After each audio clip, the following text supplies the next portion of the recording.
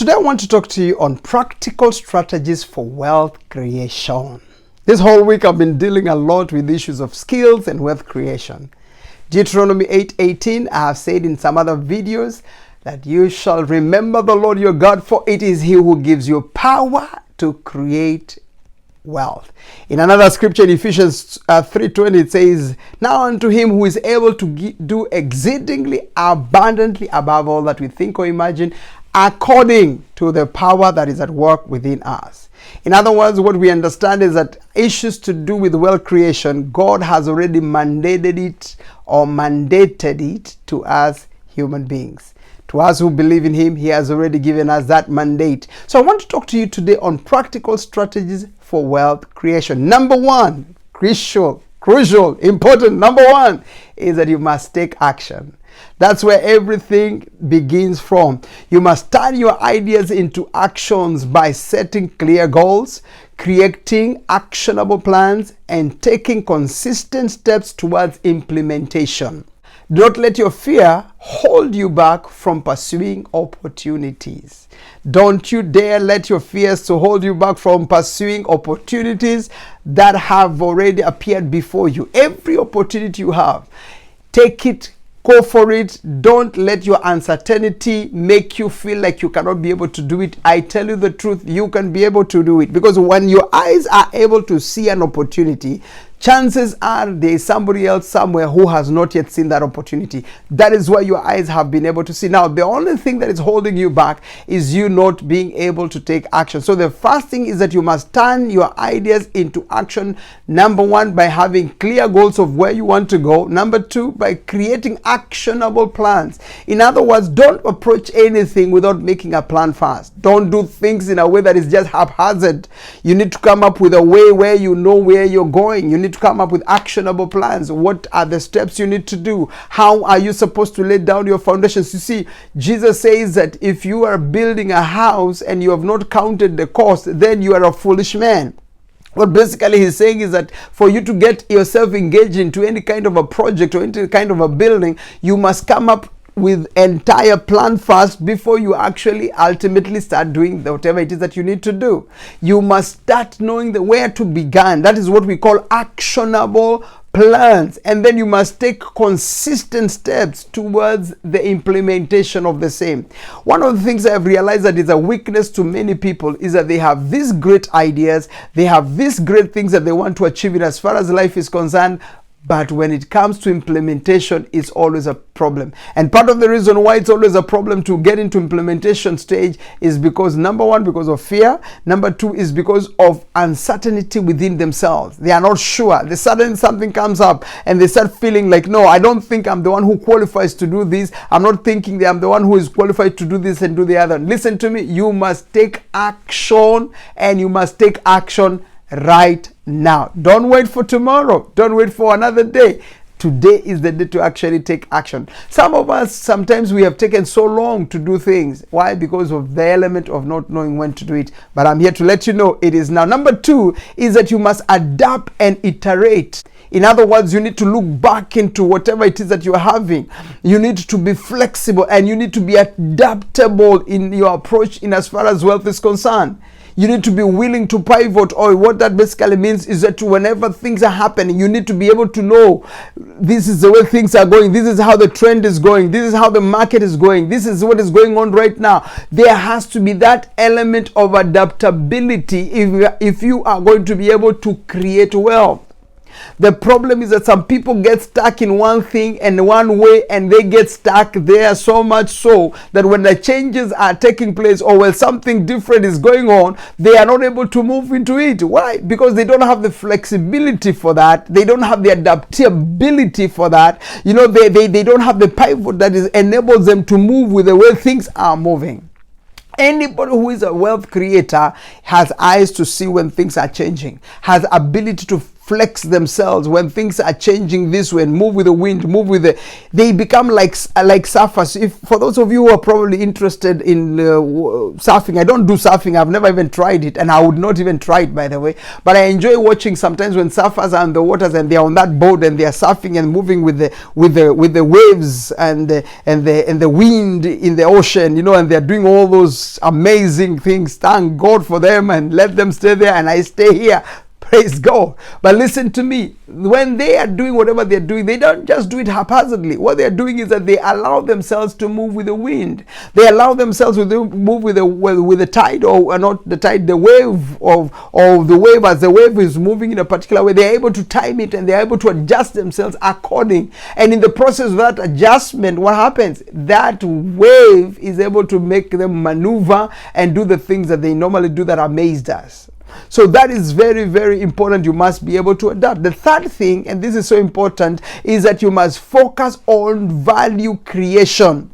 In other words, instead of solely focusing on making money, prioritize creating value for others. Instead of being there and the only thing you're thinking is money, making money. You change it and start bringing value to other people. How do you do so? By building businesses, by bringing up products, by bringing or offering services that will genuinely improve the people's lives or improve the people in one way or the other. You need to address their needs. You need to address their desires, because in the process of doing all those things, you will create wealth for yourself.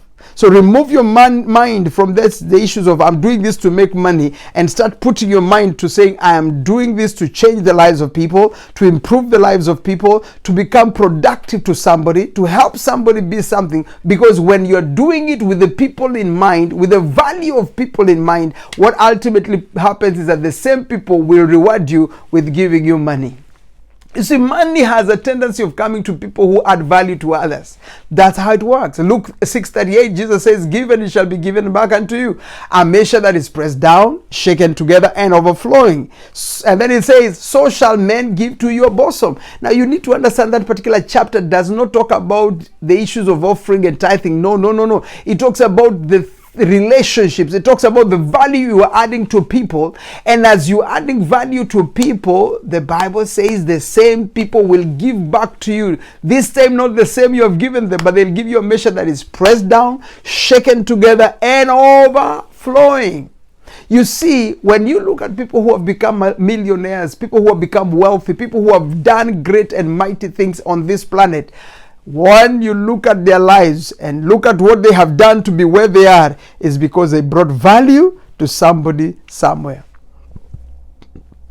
Bringing value is a key thing. So focus on bringing value. Focus on what I call value creation. Maybe one of these days I'm going to be teaching about that. Focus on value creation. And then number 4, and this is very important, is that you must embrace an abundance mindset.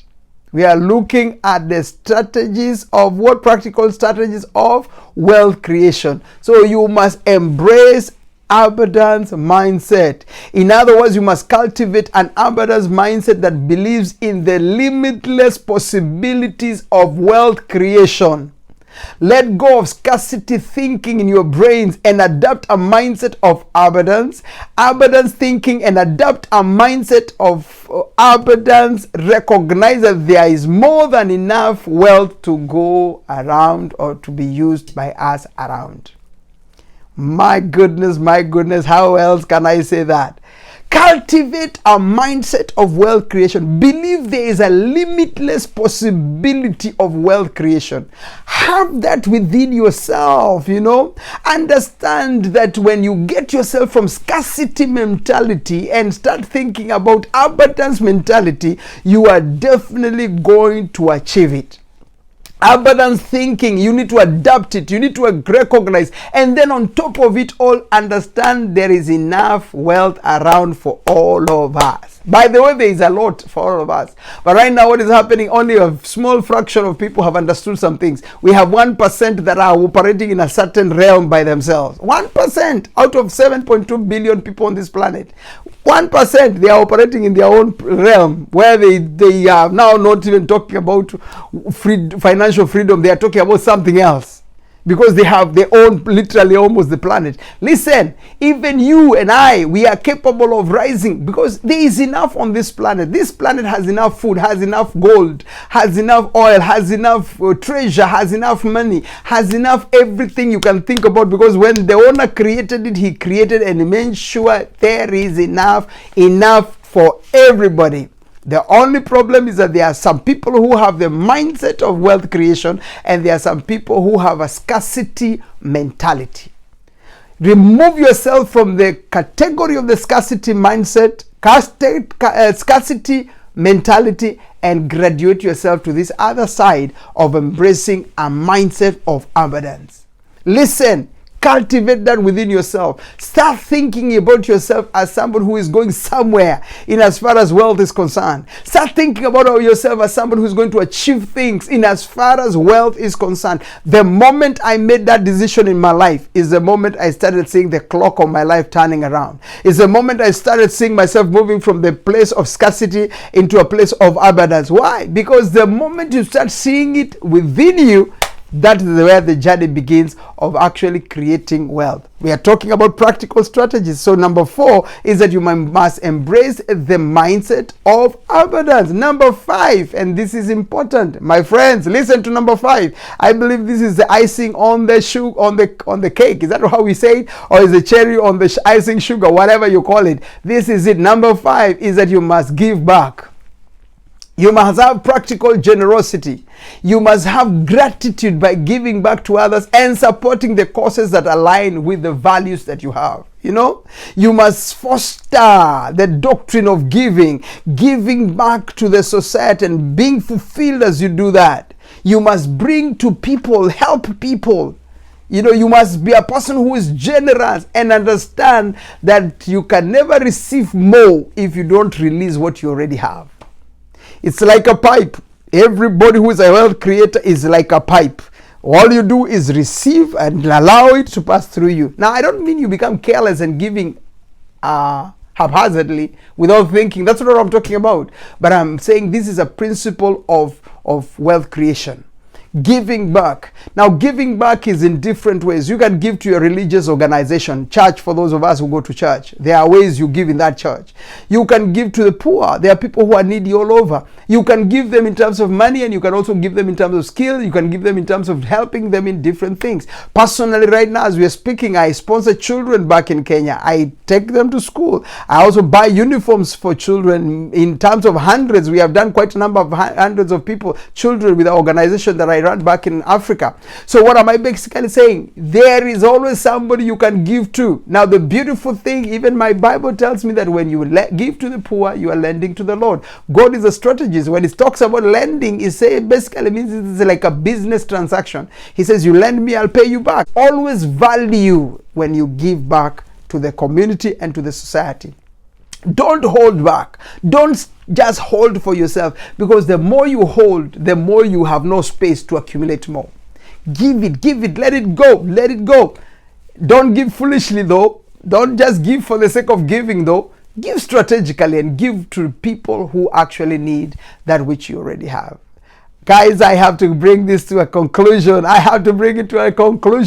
But guess what? I am so glad you were able to watch all the way to the end. Thank you so much. Kindly subscribe to my channel, and please comment on the comment down there below. Let me hear you tell me these words: I have subscribed. I would love to hear from you. I would also love to hear from which country you're watching from, if you're watching from somewhere else, and God richly bless you. Thank you so much. I'm here every day, Monday to Friday, 9 a.m. Central Standard Time here in the US. And I'm looking forward to see you again in the next video. But above all, let's meet in the field of the millionaires. I love you, and bye-bye.